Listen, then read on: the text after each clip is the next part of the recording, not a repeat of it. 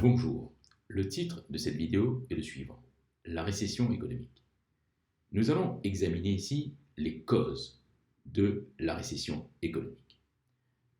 Toujours, premier réflexe à avoir, avant de faire de l'analyse économique, définissez les mots. Par exemple, la récession économique correspond à une phase de ralentissement du rythme de croissance économique de la production de biens et de services sur plusieurs trimestres. Donc ça, c'est ce qu'il faut d'abord avoir à l'esprit. Et donc vous écrivez ce terme, vous écrivez cette définition, ces termes, pardon. Vous écrivez cette définition sur votre feuille de brouillon. Et supposons qu'on vous donne l'exercice suivant.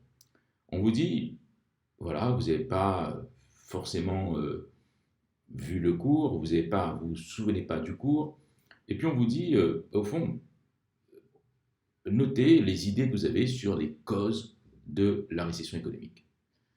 Simplement avec un peu de culture économique, vous pouvez y arriver. Avec du raisonnement économique, et c'est ce que je vais vous dire ici. Ayez tout simplement du raisonnement économique le jour où, pour une raison ou pour une autre, vous avez un trou de mémoire. Parce que, effectivement, ça peut arriver. Trou de mémoire, ça arrive à tout le monde. À ce moment-là, vous prenez un cahier, vous prenez une feuille de papier, et puis vous notez les éléments qui vous paraissent être, disons, raisonnables, rationnels en tout cas, qui provoqueraient une récession économique. Vous voyez, là, j'ai pris mon petit cahier, et puis j'ai noté quelques éléments qui pourraient être la cause d'une récession économique. N'oubliez pas qu'une récession, c'est une baisse du rythme de la production de biens et de services sur plusieurs trimestres.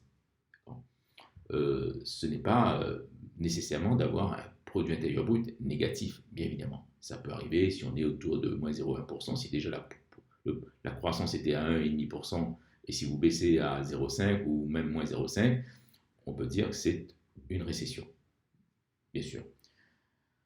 Alors, quelles idées je vous suggère? Par exemple, vous pouvez dire que la récession est due à une baisse du pouvoir d'achat des salariés sur 9 mois. Donc, ça fait 3 trimestres. Et donc, cette baisse du pouvoir d'achat des salariés va engendrer une réduction de la consommation des ménages. Donc, première suggestion que je vous fais. Deuxième point que vous allez noter, c'est aussi une diminution du revenu des entrepreneurs individuels. Parce que les entrepreneurs individuels, ne l'oubliez pas, sont placés dans la catégorie ménage. Ils sont nombreux, par exemple en France, ils sont très nombreux, et ils peuvent avoir à un moment donné une baisse de leur chiffre d'affaires, ce qui induit, bien sûr, ce qui engendre une baisse de revenus, et ils vont acheter moins de biens de consommation et moins de biens d'équipement, donc de matériel. Parce que ce sont, bien sûr, des chefs d'entreprise.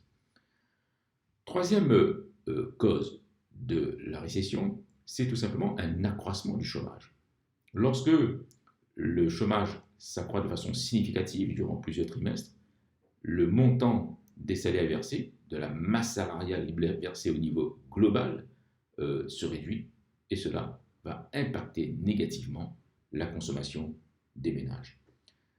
Autre idée un peu pas original, mais soyez créatif quand vous faites du raisonnement économique, quand vous faites de l'analyse économique. Essayez d'être un peu créatif. Vous pouvez aussi avoir une baisse de la capacité d'endettement, donc d'emprunt des agences économiques, aussi bien des ménages et des entreprises. Supposons que les années précédentes, ou même les trimestres précédents, avant que commence la récession, les agents économiques, supposons qu'ils aient beaucoup emprunté.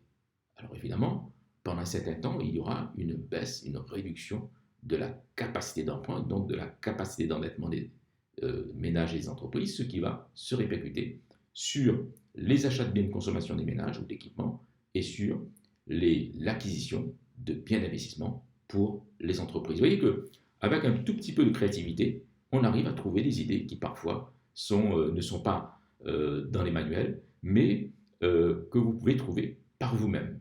C'est ce que je vous incite à faire dans ces vidéos que je fais avec vous et pour vous. Vous avez aussi une belle idée, c'est la baisse de la demande étrangère. pour les produits domestiques. Prenons un cas très simple. En France, si sur 2 ou 3 filières, la filière vin, la filière automobile ou filière de l'agro-industrie, il y a une baisse de 10-15% de la demande étrangère. Donc là, ça va affecter, ça va impacter le montant des exportations françaises dans ces différentes filières.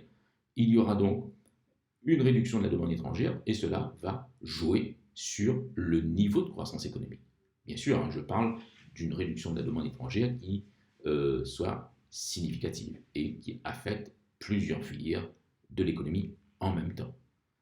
Vous avez aussi le fait qu'il y ait un plus grand nombre de fermetures d'entreprises durant une certaine période. Donc vous voyez que si vous prenez un cahier, un brouillon, que vous ne savez pas exactement qu'est-ce qu'il faut mettre, ayez recours au raisonnement économique parce que vous avez déjà accumulé des connaissances, vous avez déjà appris un certain nombre de cours en économie, vous avez déjà fait un certain nombre de cours en économie, vous avez mémorisé des chapitres, des parties, des thèmes, et donc un sujet comme la récession économique ne doit pas vous faire peur a priori. Donc, vous voyez, je vous incite à faire ce genre d'exercice chez vous. Prenez un manuel, regardez ce qu'on raconte, par exemple, sur la récession économique. Ça aussi, c'est un autre type d'exercice qu'on peut faire. Et puis, vous dites, au fond, ce que ce manuel raconte, c'est bien, mais moi, je peux peut-être ajouter quelques idées. Faites-le. Ne vous limitez pas. N'essayez pas de vous dire « Ah, je ne peux pas faire » ou « C'est quelqu'un de très compétent qui a écrit le livre, moi, je ne peux pas aller plus loin que ce qu'il fait, lui. » Non. Enlevez tous ces blocages que vous avez dans vos têtes et vous serez à ce moment-là beaucoup plus créatif. Voilà, j'en ai terminé avec cette vidéo. Si vous avez aimé cette vidéo, bien sûr, vous pouvez la liker, la partager. N'oubliez pas de vous abonner à notre chaîne YouTube et sous la vidéo, vous avez le lien avec notre site www.economics.com et dans ce site, vous avez bien sûr notre offre de formation. Je vous remercie et je vous dis à très bientôt.